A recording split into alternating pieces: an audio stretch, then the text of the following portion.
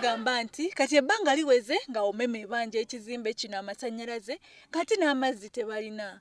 Abakulembeze tebeefiirayo n'olwekyo basaba Nankulu Jennifer Musisi ayingire mu nsonga zino kuba ebizimbe ebirala bingi biggalwa lwa nsonga ya butaba ku mutindo na kino mwekiri ng'ate kya KCCA. Jennifer Musisi bagoba abantu ku nguudo naye ekizimbe kye tekiri qualified, temuli masanyalazze, abasinga tukolera ku masanyalazze, tooyi zidugala, amazzi temuli. Chairman abantu abakolere kye baagala akatale kadde mu emirembe gidde mu nteeko mu katale.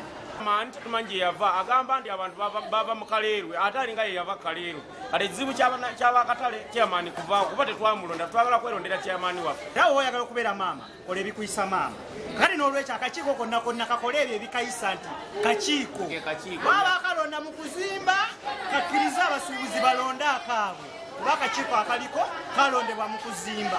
Okuzimba tekuggwanga